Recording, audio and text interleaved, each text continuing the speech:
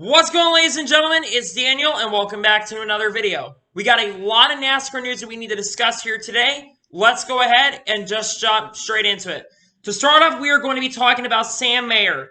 Sam Mayer will be driving for Junior Motorsports. It's part-time in next year in 2021, and they're planning on putting Sam Mayer full-time for the 2022 season. Sam Mayer is a generational talent in the lower series. He has been dominating the ARCA West Series, and he nearly won a gateway in the Truck Series a couple of weeks ago. Sam Mayer is a driver, like I said, who is a generational star, a driver that will be in 5 to 10 years a Cup Series champion. He is that good. He is someone who I think has a very, very big, high possibility of going out and winning this year, next year, and 2022 in Junior Motorsports equipment. I think he might win as a part-time driver, and when he goes to full-time, probably to drive the 9 car, because most likely Noah Gragson will be in the Cup Series by 2022.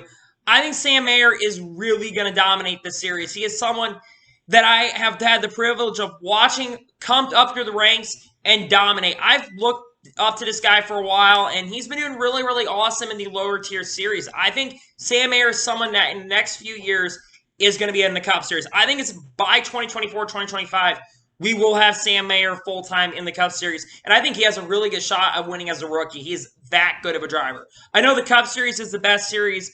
Well, not when it comes to racing. When it comes to, like, the top drivers, Sam Mayer will have a shot to win as a rookie, though, because he is a generational star. He's on levels of Jeff Gordon. That's how good Sam Mayer truly is. And someone that I'm really watching to see what he does here at Junior Motorsports.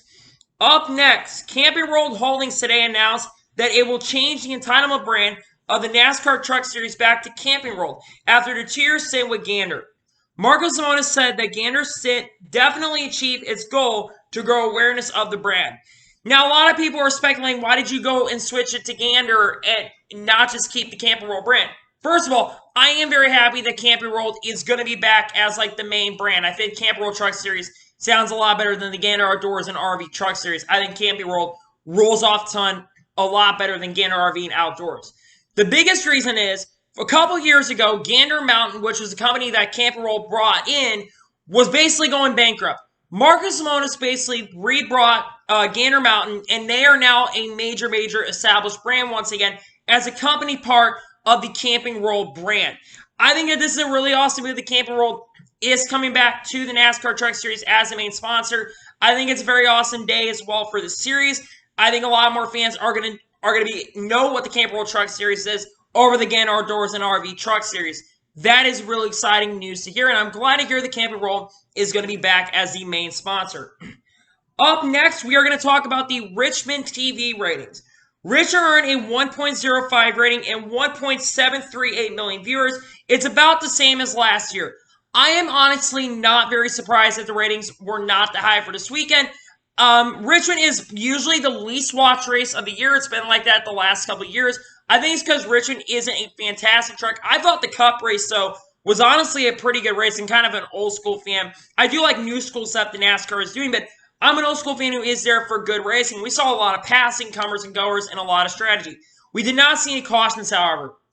But honestly, Richmond is the third best of the 3 racetracks that are the short tracks. Probably going to be 4th best depending on how Auto Club does. But I think the Richmond TV ratings are not a major, major surprise. Again, I'm not surprised one bit whatsoever that the ratings were not as high as they were going to end up being. I mean, I thought we were going to probably only get a little under 2 million. Like I said, this is the least watched race of the year.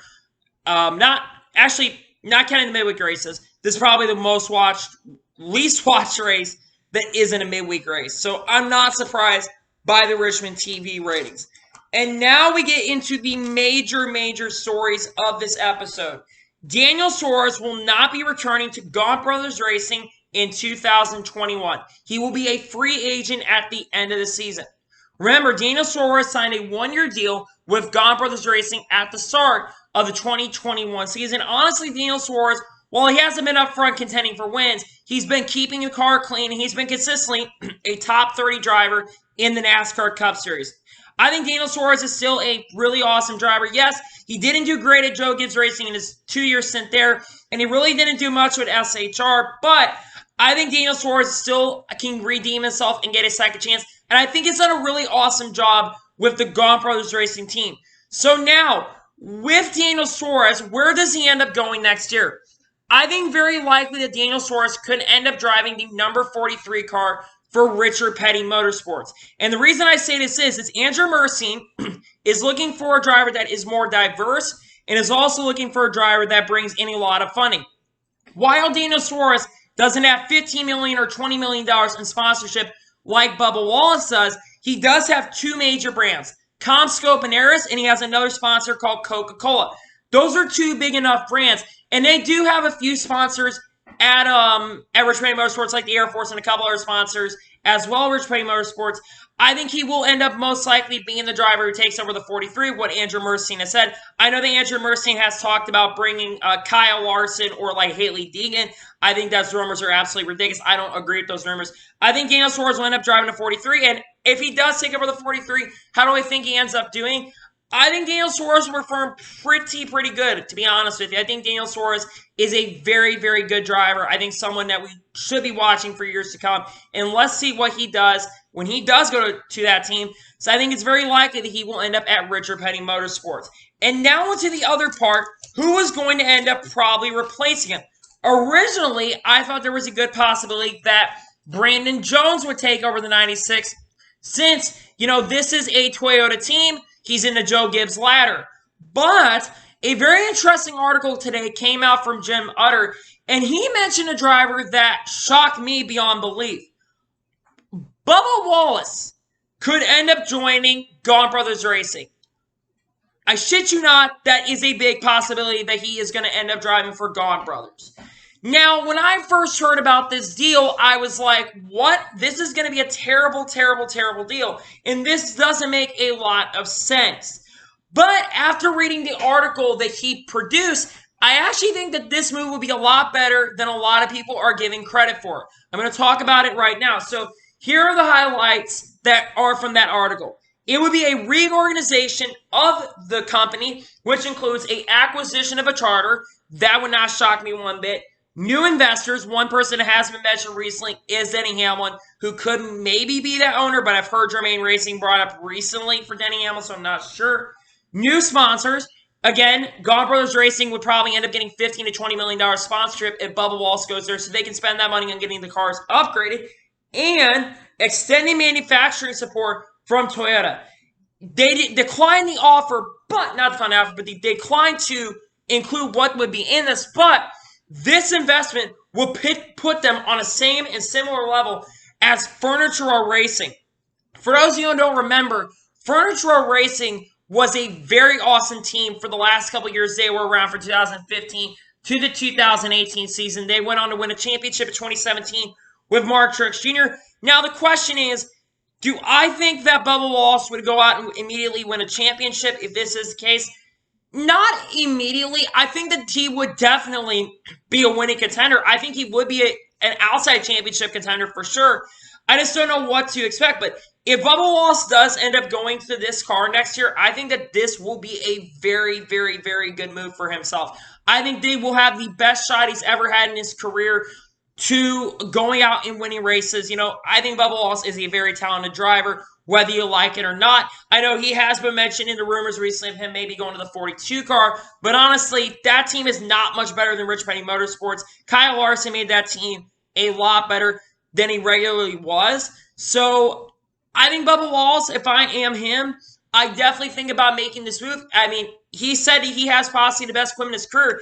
If this Gaunt Brothers rumor is actually true and he's getting more entitlement from the Joe Gibbs stable and they're extending their partnership with the TRD, I think that this move would be a very fantastic move. I think Bubba Wallace should definitely think about doing this and definitely should agree to this because the 48 car is probably end up going to a guy like Kyle Larson, Eric Jones, and a 42 car can end up going to a guy like Eric Jones as well. Eric Jones been rumored to those two rides as well. Bubba Wallace, I think, like I said, is a very fantastic driver. I think someone we're going to be watching for a long time. And I think that if he goes to this ride, I think that this move will be an excellent move. On to the next story. Marco Simonis said something very awesome today. He said that he wouldn't be surprised if he and NASCAR come up with some new financial incentives for team/drivers in 2021. We feel Trucks is #1 series in terms of excitement. Cup is great. Xfinity is fine and dandy, but nothing comes close to trucks, which I absolutely 100% agree with. I think the truck series is the most competitive in the series. On top of that, I think the truck series has the most trucks on a week-to-week basis, well, not the most in any series, but the truck series definitely has the most competition. You're seeing a lot of teams that you shouldn't be up front, like Bill McAnally Racing, Jordan Anderson at times, like small teams that are able to come into that series and are able to form, like Front Row Motorsports. I think that some of the things that they're talking about, one of the things I would like to see is them try to do something similar to the Triple Truck Challenge, where they have 3 races, and the winner of that can get $500,000. Maybe to the small teams, like these financial incentives, maybe like to the smaller teams that get the best financial, for the best finisher of a certain race for those teams, they get the most money. I think that'd be really cool. Also, I think NASCAR does need a similar, I don't know if they're going to spec engines or not with the next-gen car, I don't know. But I think that if they have these financial incentives, that would be really awesome. I think that this is going to be a really good move. I think Marcus Lemonis is one of the best people who has come in NASCAR over the last couple of years. I think he has really brought a lot to NASCAR. I think he's one of the big key factors in saving the Truck Series. The Truck Series, before he came in and really started doing a lot of things, the Truck Series was basically dying. They were losing a lot of competition. But over the last couple of years, this series has rebranded. Now, can we just fix the ARCA series, please? And stop using certain engines and go back to the Gen 4 cars. Because if they had those cars, we see 25 to 30 cars on a weekly basis, and not 20 cars and only 5 or 6 of them being competitive. But I think Marcus Lemonis is doing a lot of great things for this sport. And now we get into the final story. This was announced a few minutes ago. Richard Petty Motorsports is not switching to Toyota, which is not a major surprise. I still think Daniel Suarez is going to end up driving this car next year with all the stuff going on. And I think that they will remain as a Richard Petty Motorsports team, or they may end up going and applying with Hendrick Motorsports. This does not surprise me one bit. A lot of rumors have been going on recently that Richard Petty Motorsports could switch over to the Toyota brand. But with Bubba Wallace leaving the team, now with them not going to Toyota, Bubba Wallace did not stay with the team. That was the big thing to keeping them and Bubba Wallace. So, that is all the NASCAR stories I have for today. I want to thank you guys for watching today's video. Please like and subscribe to the channel, turn notifications so you get notified when a video does go live on my channel. Follow me on Twitter, Facebook, and Instagram. Links description below for that. And comment your thoughts on today's video.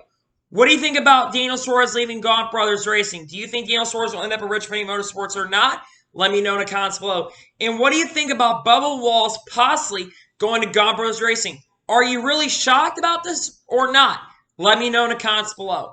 Anyway, like I said, I want to thank you guys for watching today's video, and I will see you guys next time. Take care, everybody.